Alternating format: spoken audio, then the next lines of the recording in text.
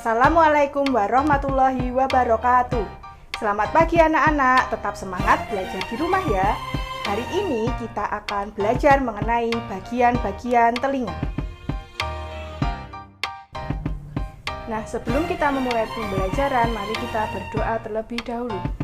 Bismillahirrohmanirrohim.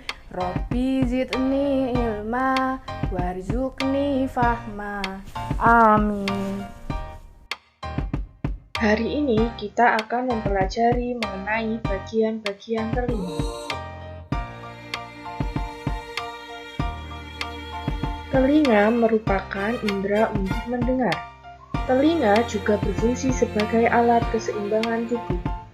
Telinga kita hanya mampu mendengarkan suara yang berfrekuensi antara 20-20.000 getaran per detik atau hertz atau disingkat dengan Hz.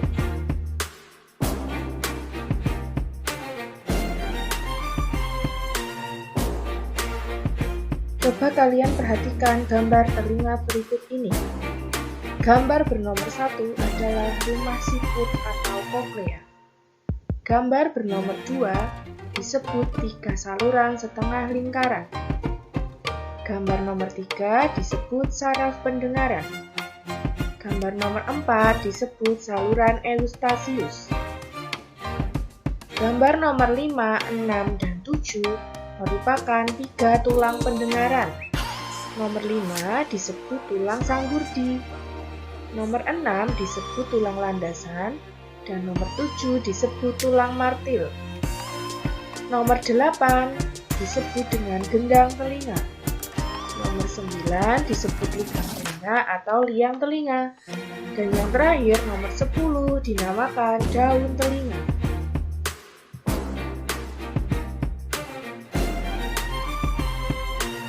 Setelah mempelajari bagian-bagian telinga, mari kita mempelajari fungsi setiap bagian-bagian telinga tersebut. Yang pertama adalah telinga bagian luar. Telinga bagian luar terdiri dari daun telinga dan lubang telinga. Yang pertama, daun telinga terdiri atas teluk rawan yang dapat ditekuk. Daun telinga berfungsi untuk menangkap suara dari luar. Yang kedua adalah lubang telinga. Di dalam lubang telinga terdapat rambut-rambut halus yang berfungsi untuk menjaga agar benda asing tidak masuk ke dalam telinga.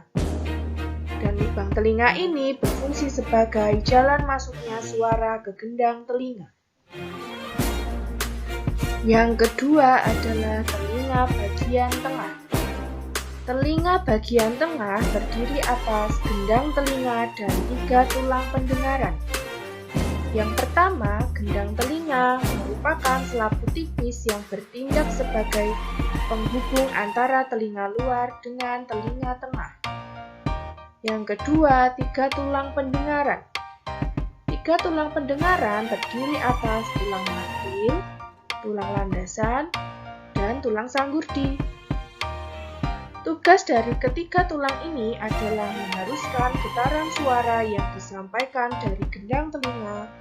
Getaran-getaran suara ini akan diteruskan oleh masing-masing tulang pendengaran ini secara berurutan, dari martil ke landasan sampai sanggurdi, yang kemudian diteruskan ke rumah siput.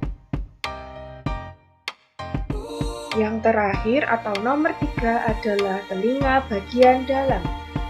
Telinga bagian dalam terdiri atas 3 saluran setengah lingkaran, rumah siput atau koklea, saraf pendengaran, dan saluran eustasius. Yang pertama, 3 saluran setengah lingkaran bertugas menjaga keseimbangan tubuh. Yang kedua, rumah siput atau koklea berfungsi mengubah getaran menjadi sinyal dan meneruskannya ke otak melalui saraf pendengaran. Yang ketiga, saraf pendengaran berfungsi meneruskan sinyal dari rumah siput menuju otak sehingga bunyi dapat didengar oleh manusia. Dan yang terakhir, saluran eustasius berfungsi untuk menyeimbangkan tekanan udara antara telinga luar dengan telinga tengah. Bagaimana cara kerja telinga sehingga kita dapat mendengar bunyi? Yang pertama, getaran bunyi dari udara ditangkap oleh daun telinga. Akibatnya, gendang telinga ikut bergetar. Getaran ini lalu diteruskan oleh tulang-tulang pendengaran ke telinga bagian dalam, tepatnya di ujung saraf atau saraf pendengaran. Oleh saraf pendengaran, getaran tersebut disampaikan ke otak agar diolah sehingga dapat kita dengar.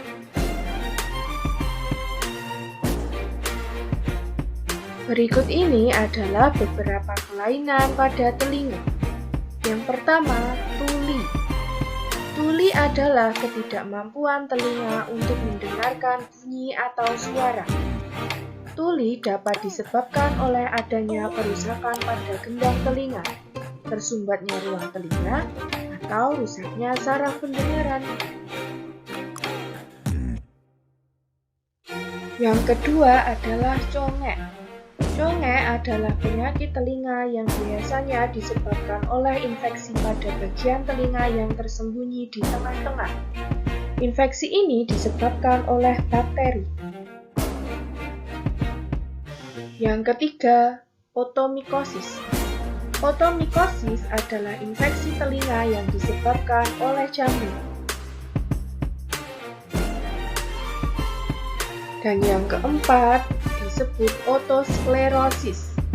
Otosklerosis merupakan gangguan pendengaran yang disebabkan karena kekakuan tulang-tulang pendengaran. Agar telinga kita tetap sehat, maka ada beberapa cara untuk memelihara kesehatan telinga. Yang pertama, membersihkan telinga dengan teratur, dengan menggunakan benda yang lunak seperti kapas pembersih. Jangan sekali-kali membersihkan telinga dengan benda yang keras dan tajam, karena dapat merobek gendang telinga. Yang kedua, jangan mendengarkan suara terlalu keras, karena dapat merusak gendang telinga.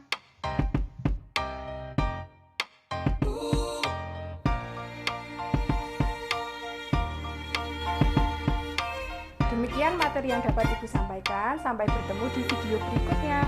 Wassalamualaikum warahmatullahi wabarakatuh.